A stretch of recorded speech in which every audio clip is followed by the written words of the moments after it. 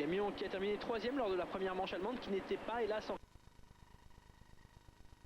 pour finalement prendre la seulement en 9e place cette fois-ci. C'est en particulier la zone numéro 5 qui lui sera fatale.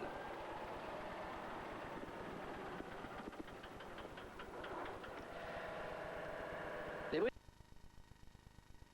numéro 10 à présent. Leur meilleur résultat depuis le début de la saison, en prenant la 4e place, se rapprochant à chaque course du podium.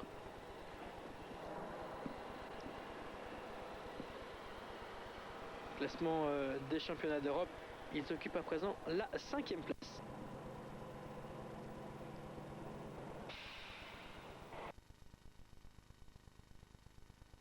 Ban. Et là, ils vont véritablement se révéler. Des débuts un petit peu difficiles, puisque seulement à la 8e et à la 6e place lors des premières manches, ici, ils vont terminer en 2e position, avec même pas 100 points de retard sur les leaders. 71 points de différence.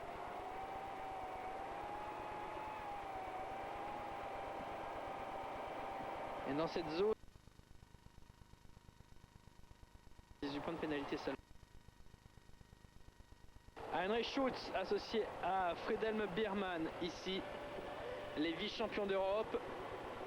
3e en République tchèque, 2e lors de la deuxième manche du championnat d'Europe qui avait lieu déjà en Allemagne. Ici, ils vont être un petit peu plus malheureux et prendre la 5e place. Ils restent malgré tout 2e du placement provisoire de la Coupe d'Europe, mais attention, avec seulement 3 petits points d'avance sur leurs principaux poursuivants.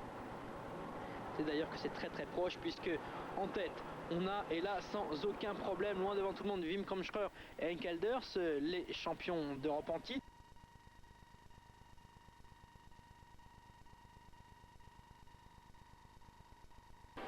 Qui avait bien débuté la compétition en prenant une 4e place en République tchèque.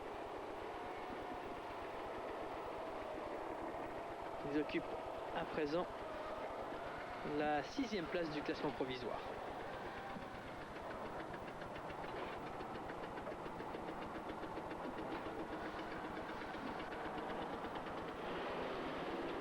On termine la présentation de la série SAF avec Korsch-Willenburg qui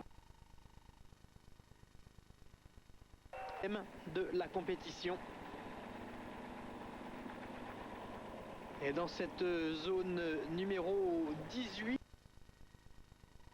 6e dans cette manche, alors qu'ici nous suivons dans la zone numéro 13 à présent Wolfgang Krapik et Stefan Hansch.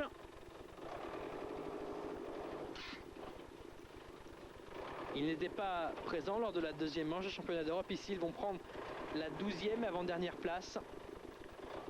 Cette zone numéro 13 qui n'a causé de problème à aucun concurrent dans cette catégorie, puisqu'ils vont tous sortir avec 0 point de pénalité.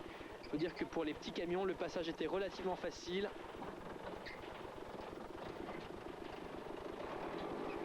Bu va prendre la 11e place.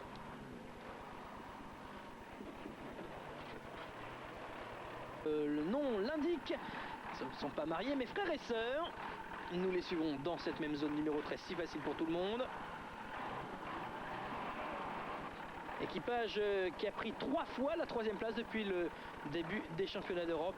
3 fois 3e, ce qui lui permet d'occuper à présent la 2e place du classement provisoire des championnats d'Europe, avec déjà 12 points de retard sur les grands champions.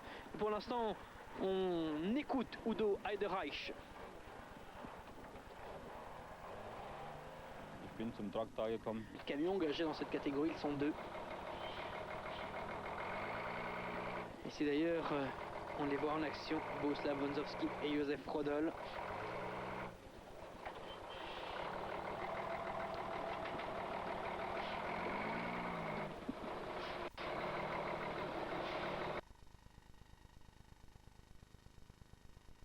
Josef Wayne de série 3. Et on commence avec la section numéro 18 et en action Frank Langenberg associé à Michel Fiam. Le passage obligatoire par l'eau. A noter qu'il y avait quelques portes difficiles à négocier en haut de la section. Et bien évidemment ce passage dans l'eau pas vraiment évident. Fiam Langenberg, champion d'Europe en titre, qui ont remporté la première manche en République tchèque, deuxième à Osnabrück et qui ici vont s'imposer.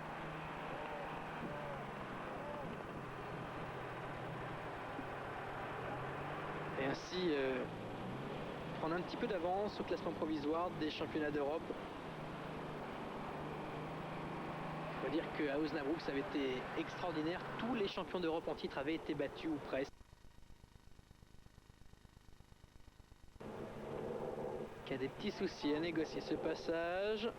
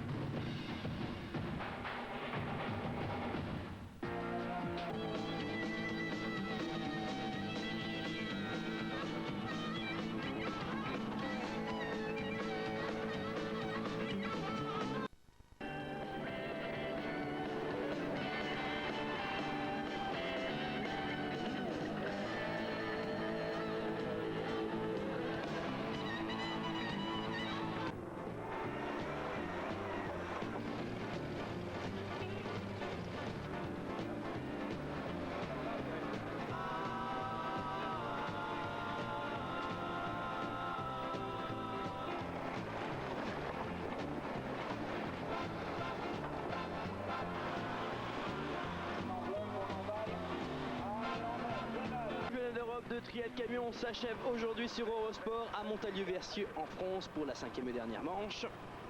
C'est la série 3 que nous allons suivre à présent. Là encore dans la série 3 on connaît déjà le champion d'Europe depuis la manche d'Alcaraz en Espagne avec 3 victoires en 4 courses. Ce sont les champions d'Europe en titre, à savoir Frank Langenberg et Michel Flamme qui se sont imposés. Les voici d'ailleurs les champions d'Europe en titre qui vont gagner une fois de plus à Montalieu-Versieux. 5 courses, 4 victoires malgré, vous le voyez, ce petit passage dans l'eau. Ça ne les empêchera pas de s'imposer ici une fois encore. 4e et 5e. On passe à présent à la catégorie S2. Catégorie S2 où là aussi c'était très disputé entre deux équipages. 3 points d'écart avant cette dernière manche. Et eux justement sont en deuxième position, le camion 207, Pavel Kakac et Pavel Bernazek.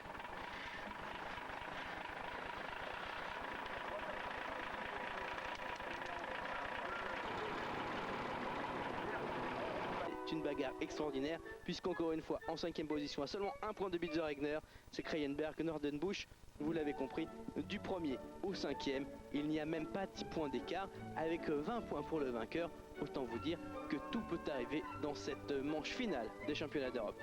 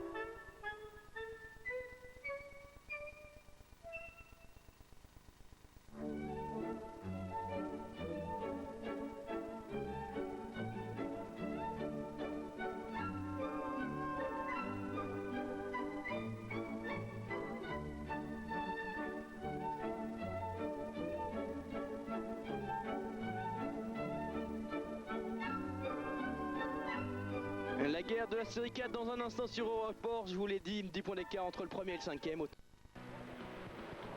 On termine à présent avec les prototypes 1. En prototype 1, là encore, tout était déjà décidé, puisque avec 2 victoires et 2 deuxièmes places, Andreas Elget, associé à son frère Jürgen, ne pouvait plus être rejoint.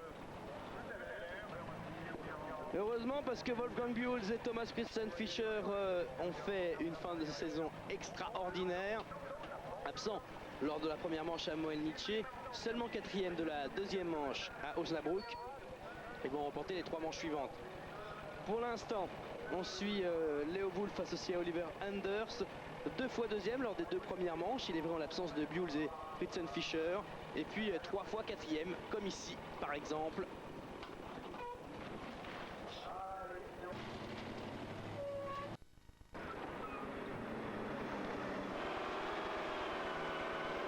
Et voici donc les nouveaux champions d'Europe. Andreas Elget associé à son frère Jürgen.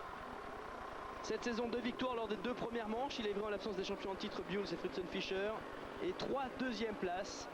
Une belle régularité qui leur permet de remporter leur tout premier titre. Notez que jusqu'à cette année, il ne faisait que quelques rares apparitions sur le circuit. Et là, saison complète.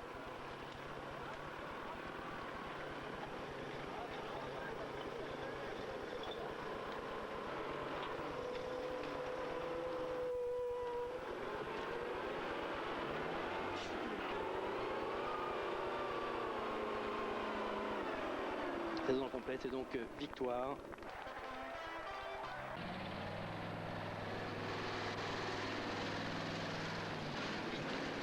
Et puis maintenant, juste pour finir, on va refaire un petit tour Jack, parce que c'est toujours impressionnant de le voir en action.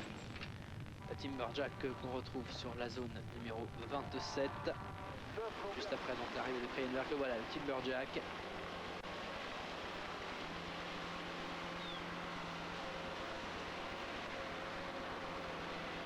Zone Auto 7 où il ne va avoir que 6 points de pénalité, prendre la 2e place. Les classements de cette 5e manche de la Coupe d'Europe.